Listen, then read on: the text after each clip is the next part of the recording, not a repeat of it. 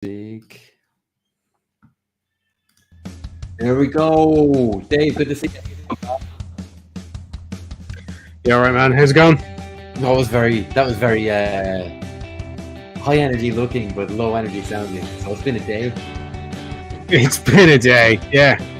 What is it? 9 o'clock here in good old Dublin. Yeah, it's been a long ass day. But hey, we're here. It's all good. And we can talk about geeky shit. We don't have to talk It's about almost over. anything else. And this will be the best part of the day. Yeah. Did you manage to get away with some awesome end of the world weather today, where you kind of got a bit of the storms, a bit of the sun? And today, no, it was fine. It was fine. We're actually talking about the weather on a stream. This is great. You know what? I think it's pretty clutch for apocalyptic stuff, because I remember this is what all the kids. This is what all the kids want to hear. Nothing but rain. Nothing but rain after me. Well, so I'm taking those few hours of sun like hard. Enjoying, opened up all the windows. It was good. That's about all I get.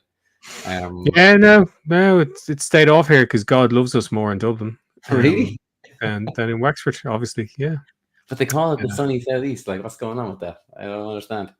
Don't know, dude. You've been sold one there, I think. Yeah, probably. I did see like a weird fact about that. Like, I believe Wexford gets like somewhere between 3% and 5% less rain than the rest of the country. So cool. Manages to have the moniker of the sunny southeast. Yeah. But does less rain equal more sun? I mean, I'm asking all the serious questions here. Yeah, I don't know. Like, not in this town. Less rain just means more grey, really, doesn't it? Pretty much, yeah. Like, it's kind of a warm grey, I guess. You know, which is way better than that damp grey we've been getting since like last June. So yeah, I'm all for warm grey. Sounds like an 80s action star. Yeah, it's what it deserved after Silent Green. You know, nice. Warm grey. Yeah. Oh, I just realized my phones are still on. Sorry, how rude of me. Yeah. So there's not much to hit on the Trump thing this week, right? Because it's become a part of the show I quite enjoy looking at, but I haven't seen much. I haven't heard much. You were saying his closing arguments are going on as we speak. Well, closing arguments are going on right now. So, not that I would encourage you to leave the stream. Anybody Absolutely who's here, not. Yeah. But the New York Times are doing a lovely job at the moment of live updates from the courtroom with the closing arguments. So, but you don't have to read them live. You can wait and check them out later. I do think it's a funny time for the world, isn't it? Because like we've got this idiot who could very soon be convicted and facing 4 years in jail. And I think America's damned if they do and they're damned if they don't. Because we are going to there's definitely going to be a riot if he is convicted. Yeah, that's happened. On a January 6th kind of scale. And if he's not convicted, if he's acquitted, does that just empower them to do worse? So I don't know. I mean, hats off to Robert De Niro, who showed up in Washington DC today and gave a press conference about how Trump doesn't belong in his city. Really? Yeah. It was just this afternoon. Yeah. Had two of the cops who were injured in Jan 6th at his side, introduced them to everybody, told them that he got away with it in 2016. Let's not let him get away with it now. Or encouraging people not to vote for him. But yeah, it is great, but I just think every single thing just seems to bounce in his favor, just seems to push Trump further. And even if he gets convicted, I still think he could get elected. That's what I was could be running America from jail. Is that's a possibility, right? I think we've talked about this briefly before. There's no precedent for it. Yeah. So he could perceive possibly actually run the country from a prison cell, right? That's actually apparently so, and then so what are the implications for the Secret Service anyway? What are the implications for the Secret Service? Because he's a former president, so he's going to have a security detail. So if he goes to jail Does he have to bring security people with him? Is he allowed And to? do they have to guard? Like, I don't at that know. point, Do they have to guard do they his get to cell? stop? Do they get to walk away and go like, best of luck in there, buddy? I don't know. We're in uncharted territory here, man. It's it's kind of a little insane. bit exciting, right? Well, what if he does go to prison? You know? Well, it didn't Lex Luthor run the show from prison? You know, he's a bit different though. I wouldn't equate them life's as imitating art. Actually, hey, Kevin's been on to us on the comments. Hey, Kevin Smith, thank you. Thanks for joining in. You're very good every week, actually. Hey, Kevin Smith. I won't do the obvious joke. Love your movies. It's probably what he's down as Kevin Smith. I'll say that. You're a nice fella, Kevin, and I will make it to the post. Oh, speaking of the post office, so I'm walking up Suffolk Street today. Right, if you were on Suffolk Street and you lost about $30, they're in the post office on Andrew Street. Right, so I'm walking up Suffolk Street today, and you know the way stuff catches your eye, and you go, "That shouldn't be there," you know. And there's a roll of like single dollar bills on the ground. And I'm like, what the hell is this? And, you know, so there's lots of tourists around, lots of Americans around and stuff. Yeah. So I'd say some kid probably pulled something out of their pocket and it popped out with it, you know. So not having any use for dollars while running around Dublin, and not that I would keep them anyway, but there's a post office right on Andrew Street, so I just threw them in there and there's a guy in there, you know, and it's lunchtime and the queue is massive. You know, there's like one desk open or whatever, and but there was like a guy, like a post office guy who's just there to kind of, I don't know, shepherd people around. Go, no, stay in that queue. That's the queue. Yeah, the one queue with the 1,000 people in it. Go to that queue. So I just walked up to him and I handed him. Said, I found these outside. They're dollars, so maybe somebody was in to do a foreign exchange or whatever, you know. I don't know. And he kind of looked at me like, like oh, good, you're sharing your problem with me. Thank you. You know. Yeah. And I was like, over here telling everyone what to do. Now you've given me something to do. Yeah. See you later. Bye. He seemed like a nice man, but you know. So hopefully they found their way back to their own or back if you're tuning to someone who could use them in this. Dollars are in the post office on Suffolk Street, correct? Yeah. If you want to make it rain later, go down to Andrew Street post office and pick up your dollars. Yeah, you can. Yeah, that's it. Maybe we want to do it after when we find out when Trump's going to prison. That might be some kind of celebration. You know, dollars. He's going to need them. Yeah. Dollars, cigarettes. I think cigarettes is the currency in prison. It might be vapes now. I don't know. It could be vapes. Yeah. Is it just the little, you know, for the rechargeable vapes, little cartridges and stuff? Yeah. I guess so. Because they double up then as like an explosive device to get out of prison. So yeah, definitely. I'm so far out of the smoking world. I don't even know how vapes work these days. So. Yeah, it's been a long time. It's essentially just a mechanical cigarette with a flavored thing you can put into it. A mechanical cigarette, like Sam Slade's little buddy. Like, yeah, exactly like that. Yeah, it's exactly. I'd love one of them. Little smart ass, talk to me all day long. Yeah, that'd be kind of cool. Well, that'd get me vaping. Like Clippy, but a smoke. Yeah. Hey, I see you're trying to have a cigarette. You know? Yeah, Clippy just makes it not cool though. Like, not that it was cool to begin with, but, you know. Well, speaking of Clippy, right? So Clippy is effectively the first AI we've ever had contact with, really. Is it, you know? Yeah, absolutely. Yeah, you're right. And he was quite welcomed by pretty much everybody, wasn't he? Well, for a period of time. Well, I think he's hated, really. University hated. That's true. Yeah, you're right. Come on. Yeah. No one likes it, Clippy. No. But speaking of AI, you had some info there, didn't you?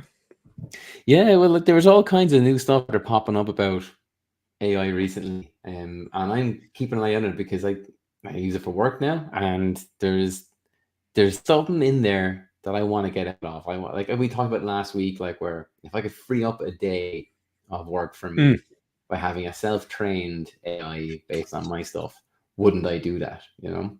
Yeah. And so I'm following this a lot. And And I'm seeing that one of the biggest things that come out of the AI stuff at the moment is it is it is heavily watched and heavily reported on, but not used a whole lot. Like just underused. ChatGPT not being used as much as you think it is. We hear all these horror stories about it being used, but it's not really going there. But what I'm kind of seeing out of it is, like, as good as it is, like, we can't even get the basics right. I spend all day today going after a little issue in Photoshop that, like, it just wouldn't do a thing. And I think I only figured it out at the end of the day, but I wasted hours trying to figure it out. So why are we putting so much faith in a system that probably turn on us, create Terminators? Yeah, I mean, is it? And like, I'm totally agnostic either way, right? I do think that people trying to pass off bullshit that they're putting through Mid-Journey or whatever should be run out of town. Get away from me with that crazy shit. But is it? And I hate to say this because I am a member of it, but is it that the old mainstream media just want to write about it because it's sexy and it gets eyeballs and it sells papers online, and gets the reads, and it's the topic of the moment. It is. It is. You've got an awful lot of like professional services firms and advisory firms and boards, pushing the AI message, putting out a lot of how-to and what to look out for and what to expect and all that kind of stuff going out into the market, So yeah, it's underused, but I mean, I still think we're at that stage where, I remember the internet in 1993, when it was terrible and one person on the street had it and people it didn't necessarily rule everybody's life and it didn't have the impact it does have today, and we're probably there right now with this stuff. And then 20 years from now, it will be in everybody's life or have ruined everybody's lives by taking our jobs away. And, whatever, good, whatever the best possible case is or the worst possible case, something will happen to that extent. Like I think it's really hitting the art sector at the moment. And it's hitting every sector, but I think the art sector being in the position that it was post writer's strike, post AI coming in and then hitting actors and voice actors and all that kind of stuff, it's gotten to a point of huge amount of fear about something that probably, as long as it's regulated, doesn't deserve that kind of fear and can actually lend people like help in certain areas. But it's not it needs to get to that point, because right now it's at that point where 3D was when I was in college, where people were afraid, oh my God, 3D is going to come in and stop everyone having to draw anymore. What are we going to do? All they want to draw, that's going to put us out of work. And I think there's that big fear of it at the moment, and I don't think it's really justified. I think it can probably help people more than they realize. But we don't know, and it depends on how it's been regulated, And back then when you were in college, you couldn't name the guy who ran Adobe, but you can name the guy who runs OpenAI. And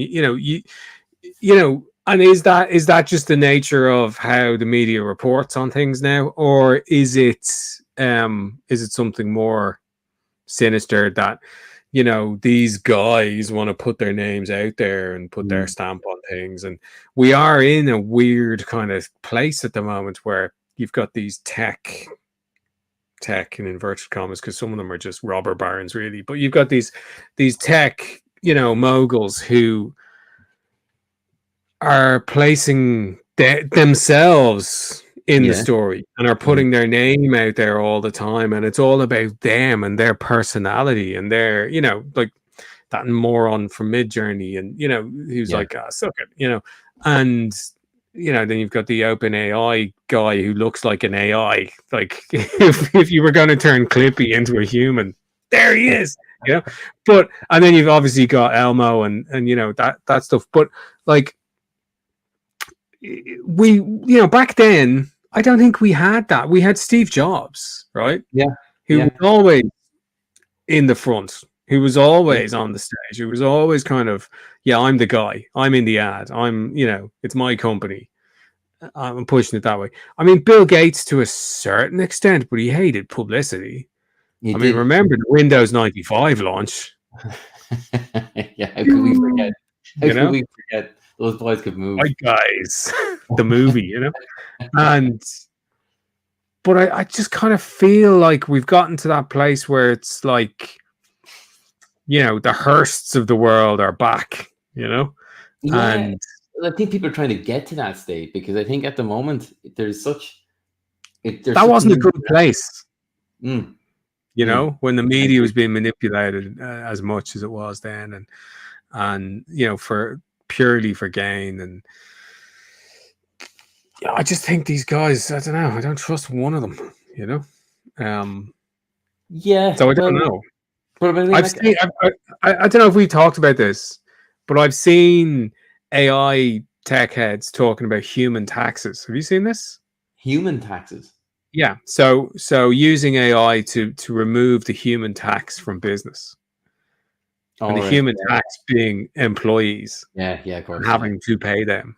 I haven't seen them referred to as that, but I've seen that. I've heard of it in practice. I know lots of people I know who have just kind of, they were in a certain place where there was a team of artists and now they're down to a certain 2 or 3 artists, and just because it's kind of going that way.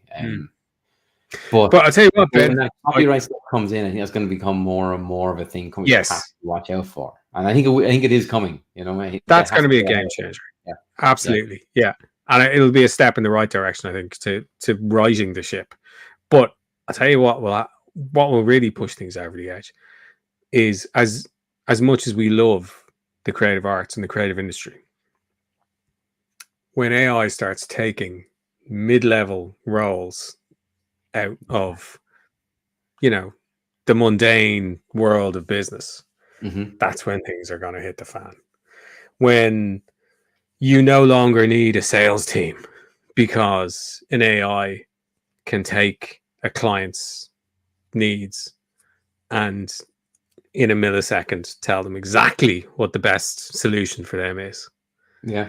Without having to send a couple of people in with a big deck on how to do things and make their pitch. Isn't that your algorithm right now though? It's not telling you what to go buy, when you can buy it, isn't that kind of, to an extent? But then you still have hordes of salespeople in I mean, they'll call themselves different things, but in, say, across the industry I'm in, like in advertising, so you'll have whole media agencies, media buying agencies, sales agency, on the media side of things, every TV channel, every newspaper, every publisher site, like they all have their teams of people, and then all of a sudden you see that coming down to like one guy in each place, one person in each of these 100, 200, 300, 400 employees strong businesses, coming down to one person who's there to switch on the AI machine, or whatever analogy you want to make, and that's when I think there'll be blood in the streets, when it goes beyond what is a very small industry, really, the creative industry. The art sector would be, when it goes beyond that, and it starts affecting all of the office workers, no matter what, like outside media, whatever, people who work for Guinnesses, and who are there to make sure a truck filled with Guinness gets to the port or gets to whatever, does its deliveries. Like that's when there'll be guillotines built, and like that's the kind of like where I'm kind of surprised it hasn't gone like first. I thought like that would be where it would be tested, as opposed to maybe something quite difficult, like an interpretation of someone's artistic style, that kind of stuff. But hey Thomas, hey, thanks. Good evening, Thomas. Good evening to you. How are you? Yeah, but I think like I think to the art first. But I've just I don't seen think it is weird that's gone for art first, because I think we're all softies, and it's the path of least resistance, really. oh, maybe. And people in the arts are usually really, really pleased to be working in the arts, and will put up with any amount of bullshit just to maintain their position and create, because that's what you want to do. It's in you. You want to create. And it's a vocation more than a job. Absolutely. And we've all seen, we all know people who have been manipulated because of their love of what they do, and because of our love of what we do. We've been personally manipulated. And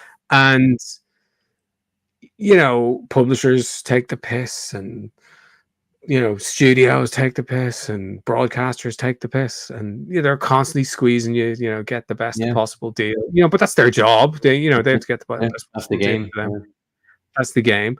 But there's a bigger push, I think, with creative people, because there's an attitude there going, well, they love what they do. They love working for us. So we can push them a little bit more, and we can push them a little bit more. So I don't think it's strange that art has been the one to. I hadn't looked at it like that, but that does make sense. Like I could just be paranoid though. So I drink a lot of Coke Zero. I bet you that has to have a side effect. Who knows? Makes my pee blue. That's okay, right? Blue, interesting. Is it a blue drink? Blue's a fruit. No, I'm lying. Coke Zero doesn't make my pee blue. That's all the plastic I eat. Speaking of plastic, do you want to talk about some dollies? I sure do. Let me just. I want to try something here. Ooh, hang on. I'm going to do two things, right? Because and doing two things at once. Watch out, world. Your toys to their best ability. Whoa, there we go. Oh, my head's huger than normal. It's a pretty huge head, but now it's even huger.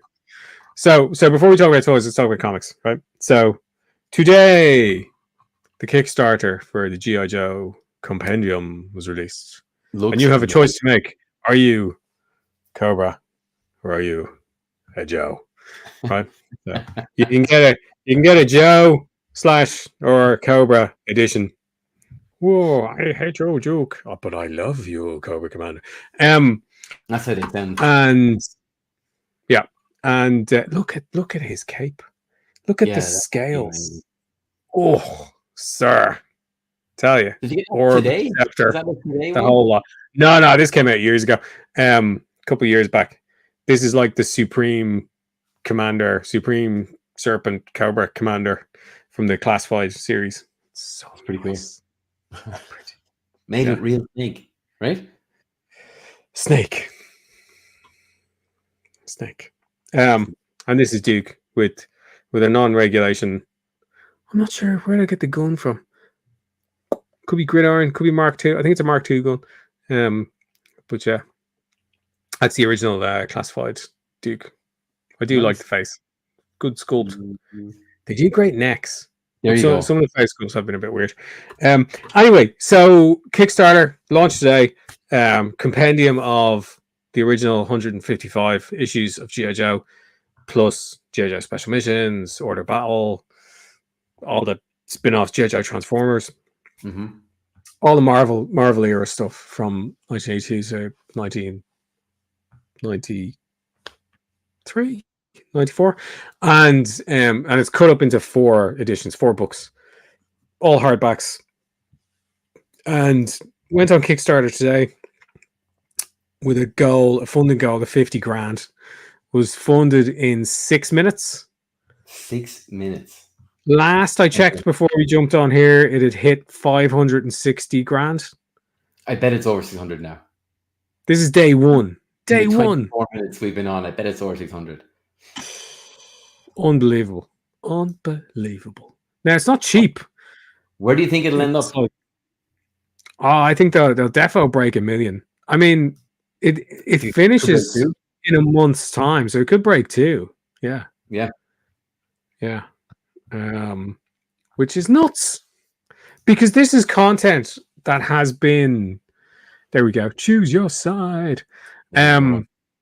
So this is content that has been, produced, bought, paid for, done 30 years ago. Yeah, but people can't get it. What weren't they? People can't get it. Yeah. But what I mean is, from a business perspective, it's amazing. So, I mean, other than the team who are and I'm sure they worked hard on this, who are repackaging it, there's a lot of kind of stretch skulls, and they look extra bits and pieces. And there's trading cards. They've done a great job on it. There's trading cards and there's boxes for the books and new art around all that stuff. But other than that, that was the cost, and then you've got your obviously your print cost, your production cost, that will come out of this $1 million or $2 million or whatever. So, congratulations, Skybound. These are geniuses. And fair play, because I just feel like G.I. Joe is it's really being appreciated where it is right now, Right now, and as a huge Joe fan, I'm delighted, absolutely delighted, and I will be getting them. I don't know if I'll get both sets, because that might be a bit much. That's $600 before shipping. But I'm down for one set already anyway, so we'll see. And are you Joe or Cobra? What do you think? I think the Joe one looks nicer. I am. I went with the Joe one. Yeah. Went with the Joe one. Yeah, I think the Joe one looks nicer. My hands are backwards. I color over the red. Just it's a bit slick. I like it. I prefer that blue. Yeah, and that Snake Eyes cover. Pretty brilliant. Yeah. So that was that month in Marvel. Do you remember when they framed the characters and they had all of the Marvel Universe characters around them? That month. Oh yeah. I do. Yeah. That was that issue with Snake Eyes. Oh, no way. Oh, cool. Yeah. First way. It's pretty awesome. So yes, thank you, Robert Kirkman and Alex Antone and everybody else at Skybound for being wonderful stewards of bringing back something from something enjoyed when we were younger to something we can enjoy again now. That's man. That seems to be the case for a lot of stuff, I guess. X-Men 97 and Beetlejuice 2. Cool. Did you see the trailer? I have not seen the trailer. I'll tell you what, I've never seen Beetlejuice. Get what? I know. I am stunned. I am stunned. I'll tell you, it's just seemed too chaotic for me. Really? When I was a kid, I was like, no, this might be too much. This might be too much for me. Yeah. As in, just overwhelming or scary or overwhelming? Yeah, just overwhelming. Not scary, but not scary, Ben. I mean, come on, no. Just overwhelming. And wasn't so keen on Burton's animations either, So, okay. It just kind of, I don't know. There was a grotesquerie to it that I didn't want to engage with. Get into. Okay, fair enough. I love Michael Keaton. What about Michael Keaton? I love Michael Keaton. I think he's amazing in everything he does, even the bad films. Thank you, The Flash. Yeah, all those guys, that crew together are just. I think they just kind of kept going. I was surprised to see Monica Bellucci in as Beetlejuice's wife, I believe, for the sequel here. Well, I mean, if you're gonna have a wife, may as well be Monica Bellucci. It's true. Yeah. But really, trailer had all the same energy, had the same look. They seem to use some of the same techniques and animation. We still see the sandworms. And it all looks like it was. I think that's what freaks me out the most. Yeah. The worms, yeah. Those worms. Yeah. How did Dune sit with you then? Oh, I have a very complicated relationship with Dune. Yeah. Insofar as I appreciate it for being, a stalwart of the science fiction library, but it's very boring. And I've fallen asleep 3 times during Dune films. Yeah. During the films, not even reading the books or trying to read the book or anything. Oh, during the films, no. The book, I read the first book. I will never read any more books. Yeah. It was fine. I would have thought again that would have been right up your alley, like. Nah, it was all a bit too woo-woo for me, you know? Okay. Want to get straight to the fun kind of stuff, and all the kind of backstory on things was a bit too slow, kind of like. No, backstory's fine, you know. I don't mind backstory, but it was prophecies and that stuff. It's good and it's engaging, but I'm a meat and potatoes guy. I need to see the thing. I need to, I'm the Doubting Thomas in the bunch, you know. I'm like, yeah, but really, you know. But the other cultures in Dune, I mean, they're realized really, really, but I think they're realized much better in the movies than in the novel. The novel has shreds of really amazing ideas and great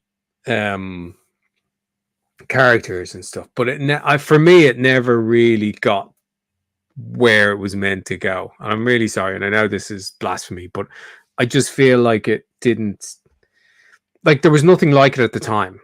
So I didn't read it when it came out because I wasn't born, but so I read it when I was about, I don't know, 15 or 16 or something, right? I would have thought you were the right age for it too, like that would have been younger. But then I was filled with all of this science fiction stuff that had been influenced by it already. Oh yes, I see. And when it's influenced by it, it generally improves on certain ideas and certain notes that are played on. You can't be surprised by it either. You kind of know what's coming. Like, I didn't read Watchmen until I was 22, and then and at that stage I was like, oh, this is too late. I can see why, but you know. Yeah. I had a similar feeling with John Carter on Mars. That I kind of felt like, because that had inspired so much when I went to go see it. Good film. And I love Andrew Stanton's work. I'll pretty much watch him direct and work on anything. But it just didn't kind of wow me as much as I kind of expected from Andrew Stanton and from a sci-fi thing that I assumed all the things I would love. But again, because I had seen so much material come after it, I was inspired by it. That's the thing, I was informed by it all. So it's hard to surprise and intrigue and capture when you kind of know what's coming around the corner. Yeah, and I think I could probably go back now and read it and appreciate it for that then, you know. But the first time around, it's like, oh yeah, but they did that better and they did this better. And I know it was influenced by it, but and it was, Frank Herbert's idea first or whatever, But I mean, there's so much of Star Wars is influenced, right down to some of the names. Star Wars is so much of it. I am kind of a surprising amount. Like, it was one of those things where I was surprised I hadn't heard of it before. I had watched Star Wars, I don't know, 15 times or something, and then I started hearing this thing that inspired Star Wars. But I'm kind of, I think it looks fantastic. I enjoyed the books, but I'm surprised that it hasn't won you over and that you don't know every little bit about it, because generally that's man, you are. Yeah. But I can tell you all about Warsaw Pact weapons that were used in G.I. Joe from 1982 to 1994. What's your personal favorite? Oh, probably the M14. Yeah. Don't mess with the classics. Yeah. Throw a grenade launcher on there, I'm in, Yeah. I am in. Always a fun moment when that gets taken out. Yeah, baby. And other stuff coming back from the past to right now. I feel like last week there was a lot of very current stuff, and this week just before we hit that, right? Just pop back to Beetlejuice. So as a Beetlejuice fan, what did you make of the trailer? I really liked it. it. I was afraid it was going to kind of digitally remaster or show us things that are now available to him in 3D that he would have done differently back then, instead of doing what was done back then. And he's done exactly that. I'm intrigued as to how Monica Bellucci fits into this, but I'll watch her in anything. The cast is all there. Winona Ryder seems to just be perfect in this role again. There's a lot of, I guess, playing to the fan base, and I think we'd all be very happy with it. It looks fun. It looks chaotic.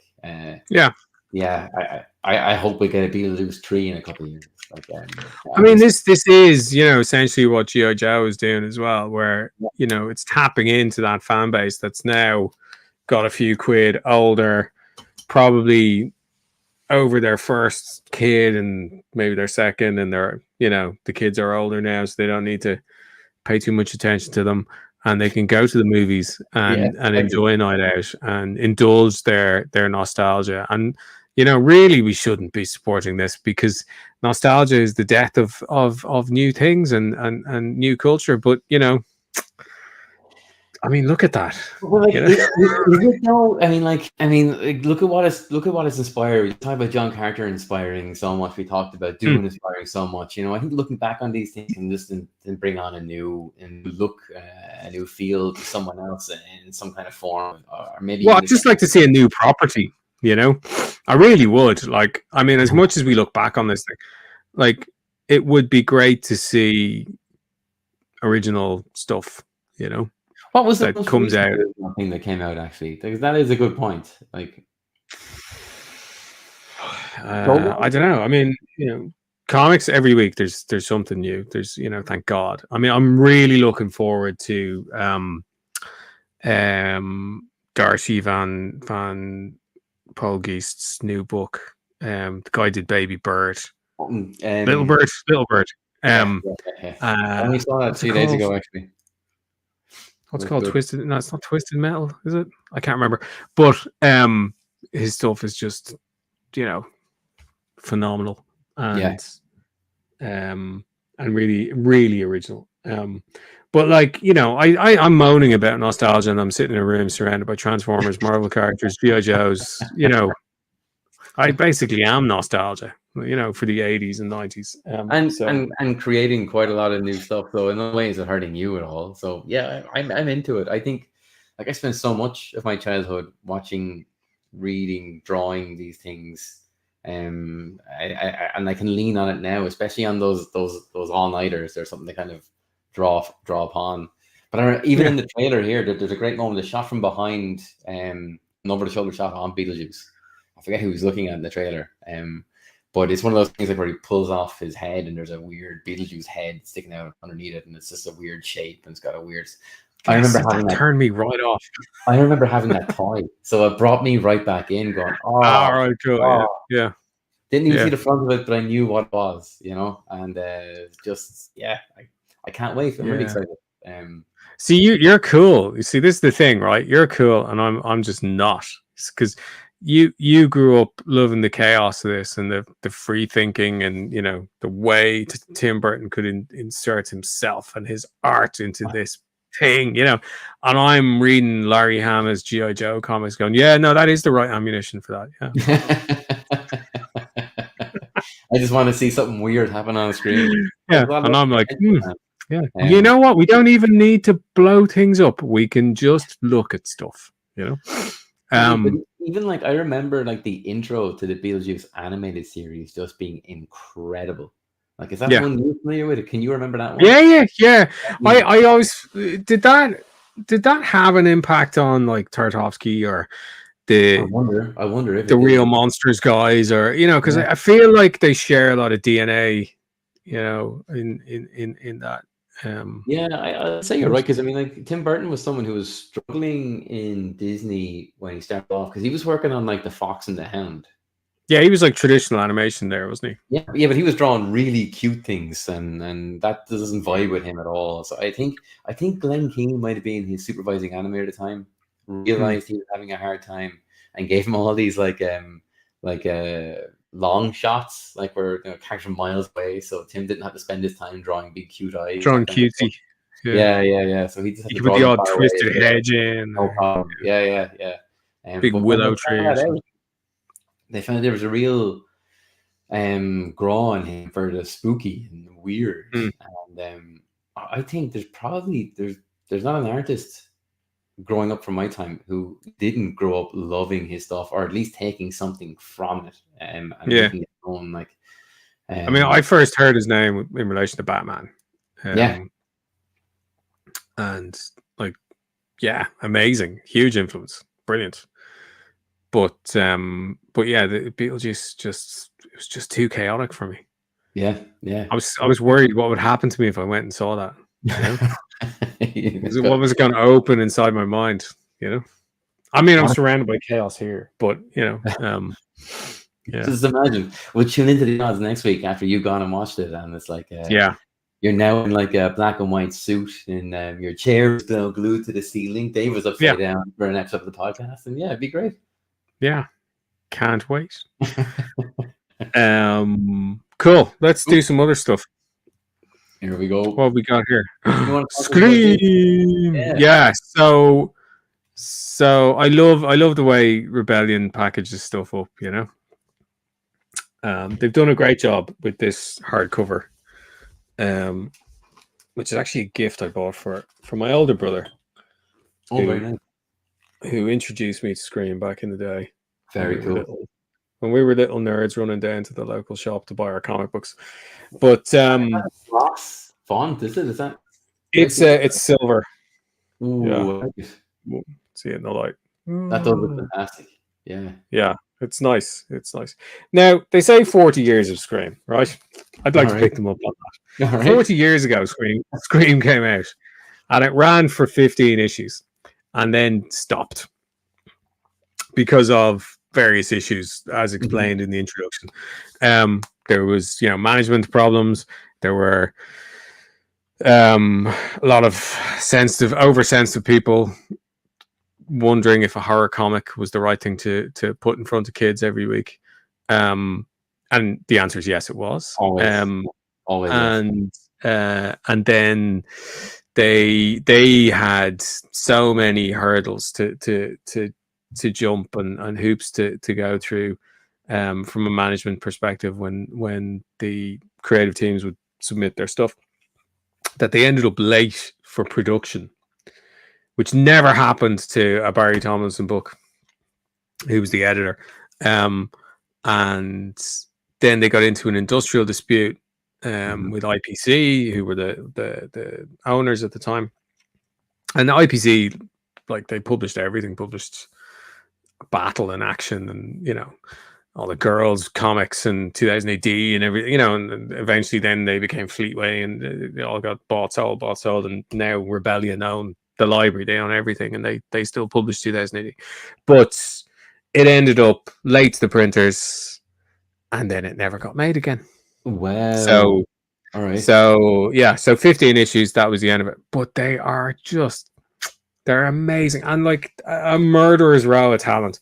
I love the way they've Alan Moore up here. Is it an anthology horror? Like what? They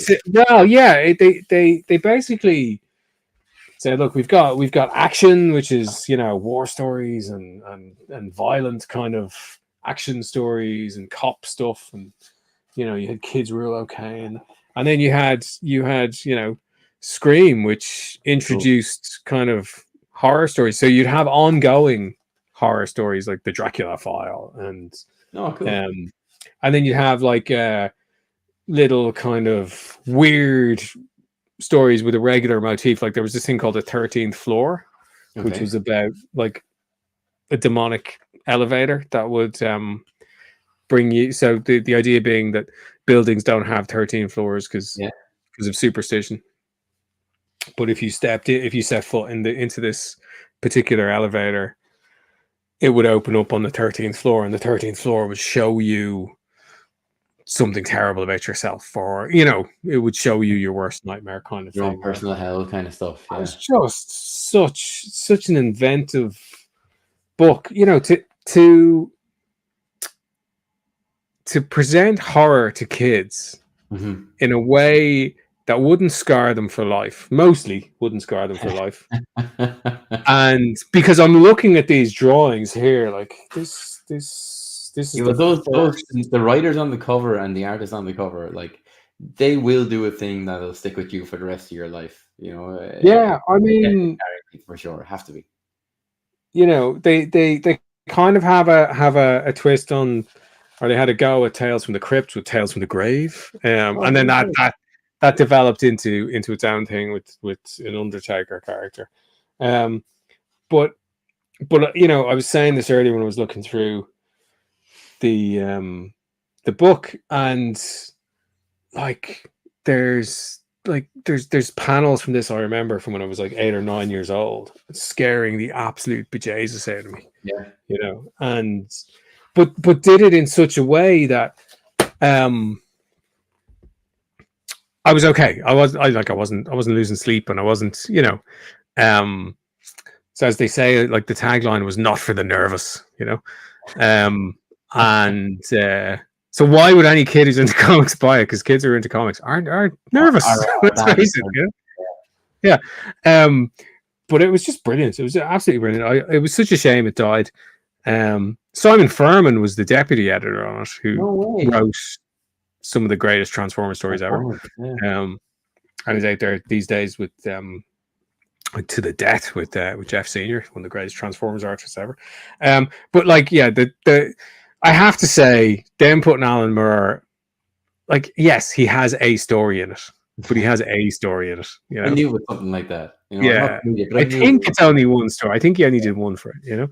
But hey, he did it, and if you're a completist for Alan Moore, then you gotta get it. But yeah, some great, just some great kind of workaday artists in here as well, and just guys that you would come across in the pages of 2000 AD or Battle, or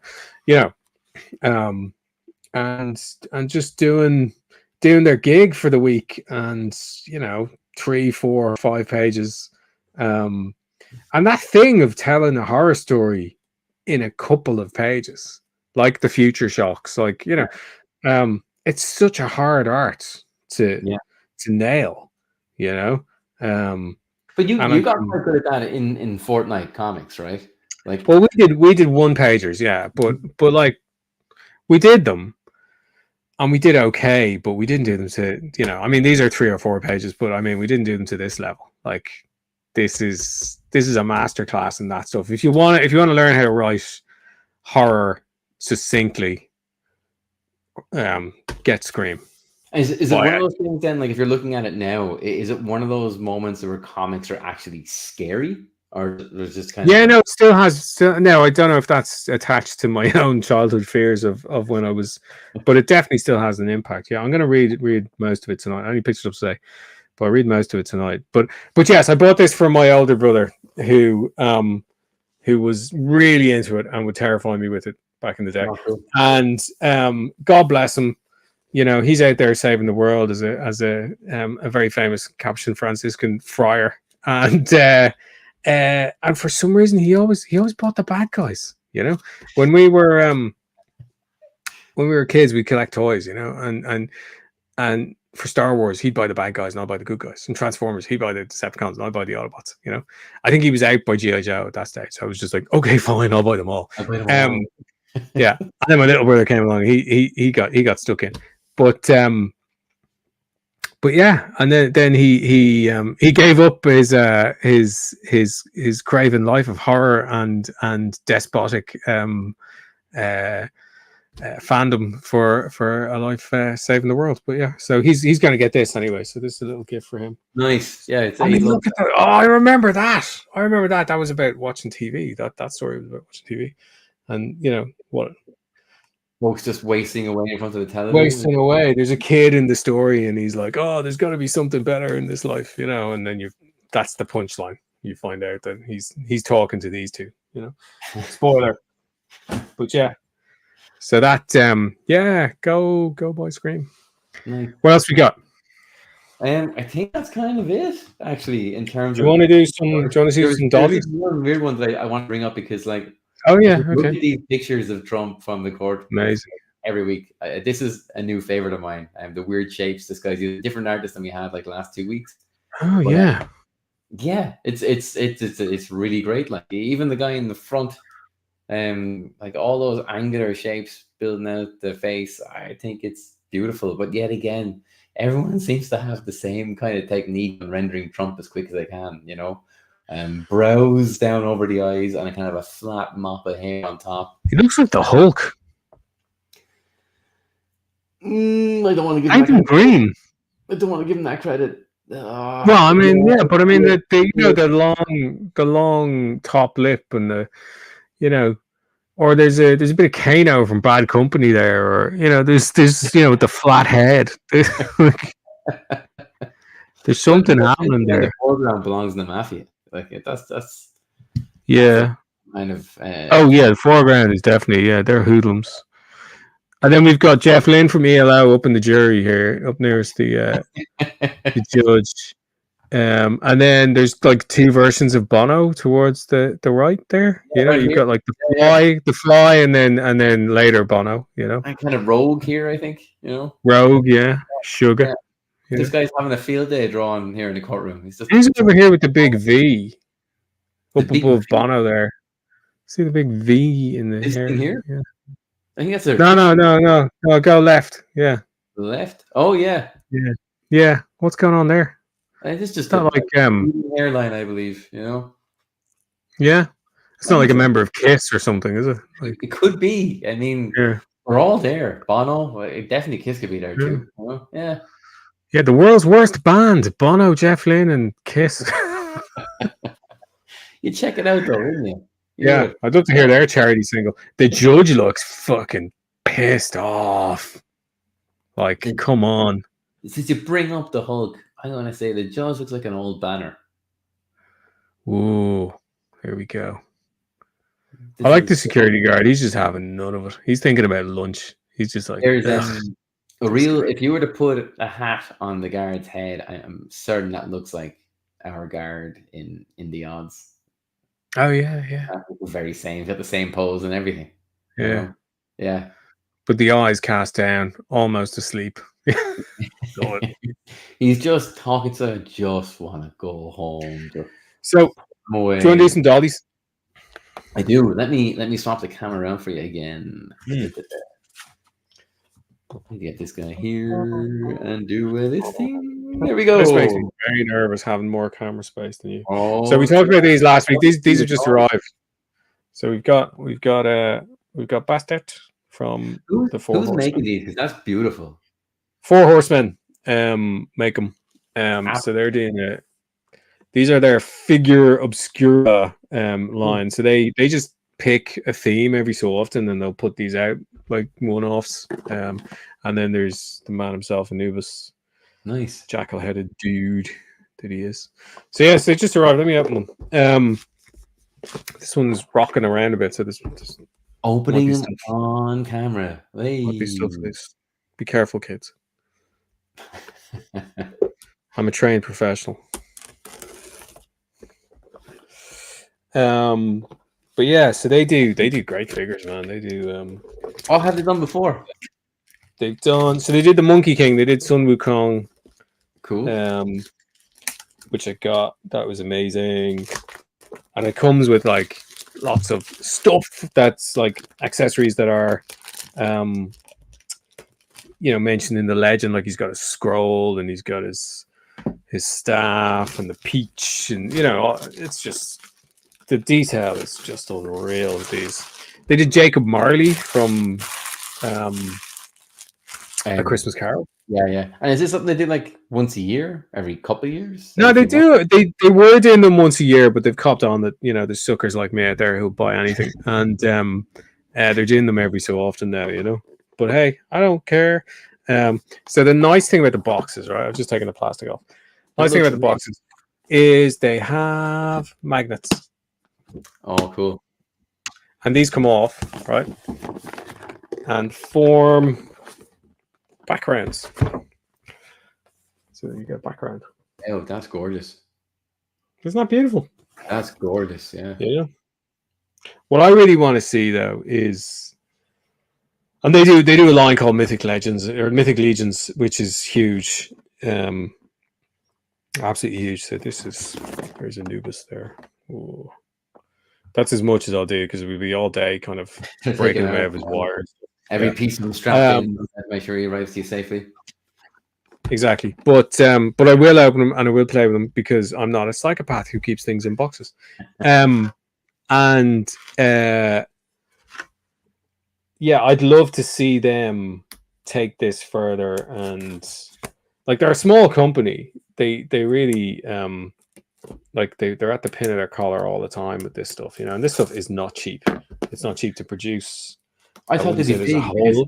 that looks like super quality that you'd need quite a lot of revenue to put into creating something like that. So if they're a small Yeah, company, are they just basically breaking even and then making the next one kind of thing? Like, or I wouldn't say they're making huge amounts of money out of Mm. these. Yeah, I mean, when you're making tools for different action figure releases, like it's not like they're reusing parts, or if they are, they're making it.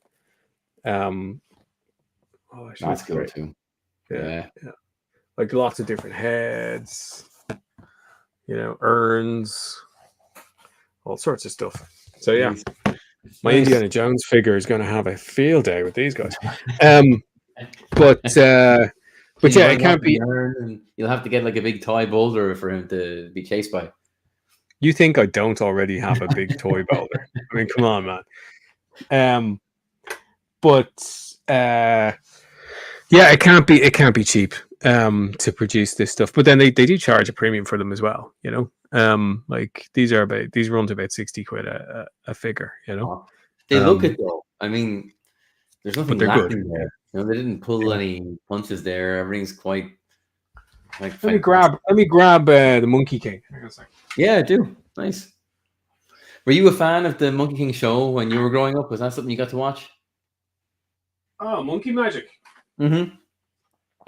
Yeah. Was that something you got into? Or was it were you past it when it was out? Because I think I only got to see little bits of it on the Den or something back in the day. Was it on the Den? I think it was. I think maybe it wasn't the Den, but I think it was on before Home and Away or something like that. That looks great. Is he on his cloud? Did I say that right? No, I just have him on a stand, but Cool. there is a cloud. But yeah, isn't he beautiful? That's awesome. Sun Wukong, super level of detail there, Super level of detail. Yeah, comes with a shitload of stuff. And then they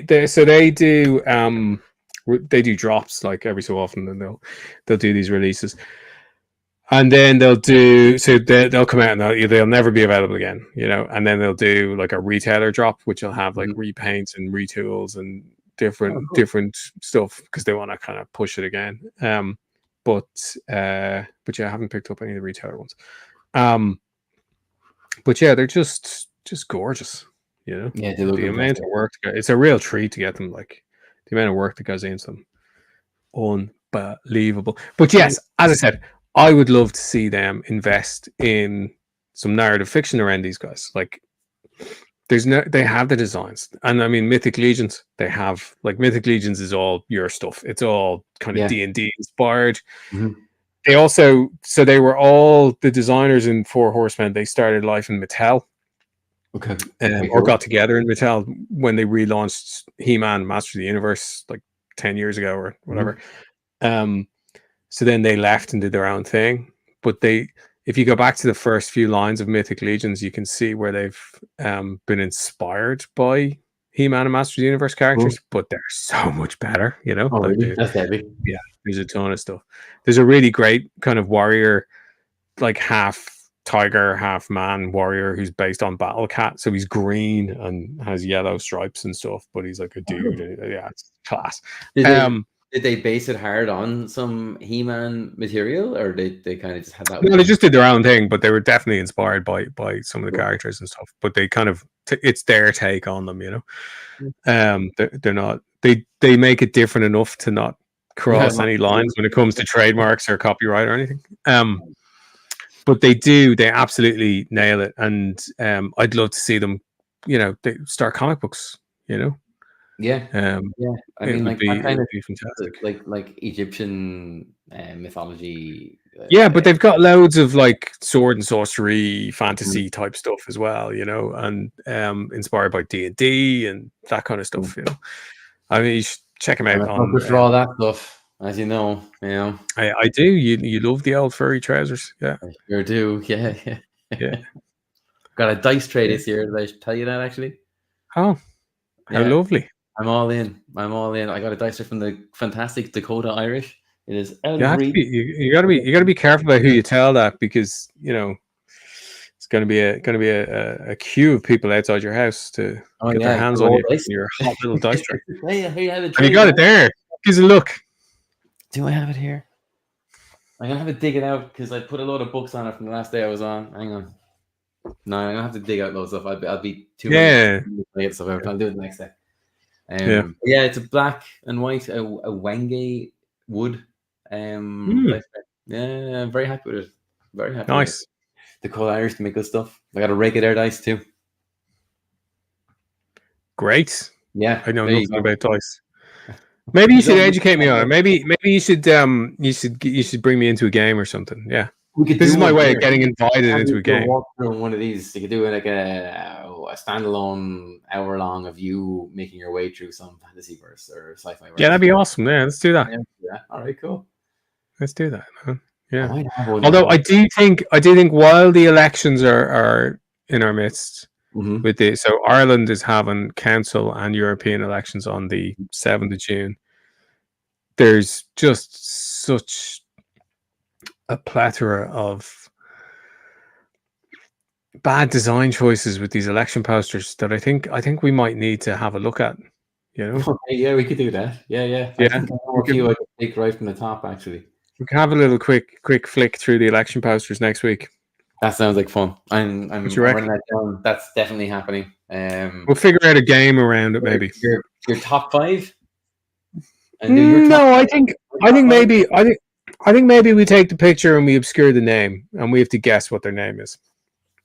There's a set of posters here that even if I obscure the name, you're gonna know who it is. So maybe we just go for it. I don't know. Yeah, no, I think it could be fun. You know? All right, cool. Yeah, that sounds great. Yeah. I like how you segued from toys and D&D to politics there. It was quite good. Yeah, everything's political, Ben. Yeah, clearly. I think that's us at an hour. Will we wrap her up? Hey, we're doing. That was quick. Yeah, it was very quick. All right, so where can people find you, Ben Hennessy? So actually, on that note, thank you for asking. You can find me at Bennessy on pretty much everything, right? Ooh. Commissions. Tomorrow And cool on t-shirts. my stream on Bennessy Draws, I'll be drawing a page of the odds. The odds? Tune in. So what That's I was my kind favorite of book. I'm changing things around on the stream. I'm not going to do these kind of cover quality pin-ups every week. I'm going to do one week, and then the following week a page of the odds, then back to cover quality stuff, then a page of the odds. Thank God. It's the only way we're going to get this finished. I'll get a bit more done, but I was also doing like a monthly print as well as everything. But like I can't keep up with a monthly print and then reveal that while I'm doing all the streams. So I'm going to make the cover quality images I draw on the stream a print for the website. So nice. Instead of getting one print a month, you'll now get 2. Yeah. But yeah, that's I'm going awesome. to have to change that. Otherwise, I'm just not sleeping. And I'm not sleeping anyway because G.I. Joe one. Oh, what was that? Oh, yeah. Did you hear that? You know what? I was on Analyze last week. Yeah. I have to do Shadow Man next week. Oh yeah. Yeah. Then on the odds. The Topps character, Shadow Man. Classic comic book character Shadow Man. When I had to do a Pictionary version of him last, I had to Google him. I'm not that familiar with him or the team. Yeah, it's like ended up in Valiant, I think. Yeah. So I'm gonna have to have a swing at that guy for Jeremiah from Panelides. Nice. Yeah. Great character. Yeah. And like if there's anyone watching who wants to put in a request of a character for me to tackle, that will become a print on the website. G.I. Joe. Twitter, or whatever you can. Just find me on all the socials. How about you? Yeah. Where would I find you, Dave? Usually these days around the back of the chipper. You know, I just love that smell. But you'll get me at Dave Hendrick on the hellhole that is X and no longer Twitter. I won't call it Twitter anymore because it's just not. I mean, I don't know about you, but I'm getting served like threads on, you know, it's all this like, oh, look at this thing, blah, blah, blah, blah, blah. And there's like 15 things in the thread. And then at the end of it, it's like, if you like this, why don't you buy my thing about threads? And I'm like, no, go away. You know? Yeah. But saying that, you can find me on threads. Are you active on Threads? I kind of like. I like threads. Am I what now? You're going to now. Handle on Threads, or are you Dave M Hendrick on Threads? God, I don't know. I think I'm Dave M because it's off my Instagram. Yeah, so Dave M Hendrick. Yeah. Perfect. M for Magneto. It's a family name. And I'm on Blue Sky under something approximating Yeah, that. somebody long handover, Lots like of you said, dots. as well. Yeah. And I pop in every so often. I go, this is nice. And then I pop off and I forget about it. Same. And you find me on Instagram. They have DMs now. Have they? Oh, cool. Yeah. We should come DM me on Blue Sky. Get the odds up on them, actually. I mean, what a weird... on a bunch of things as the odds pods on pretty much. Oh, yeah. We're on all that, yeah. Did you ever think, like, 20 years ago, you'd be saying, hey, DM me on Blue Sky? Like, yeah, I guess so. Yeah. I mean, if you were to turn around to somebody back then and say that, yeah, it's like, what? Are you okay? I don't know. Like, yeah, what's a DM? But yeah, I think that's kind of it. Is there anything you want to say before we get out of here? So many things, but unfortunately, I am under NDA and threat of being sued. So those restraining orders. Yeah. No, I might have restraining orders too, and I can't talk about them. But yeah, I guess that's kind of it from us. We'll catch you guys here again this time next week. You sound knackered. We won't be in prison. We'll be talking about election posters and those. Yeah, then we'll go to prison. Yeah, because there will probably be some kind of law we're breaking when we do that. But hey, see what happens. We'll see if anyone complains enough. If they do, well, thank you, viewers. Good publicity, right? Yeah. All right. See you guys. Bye. Enjoy the music.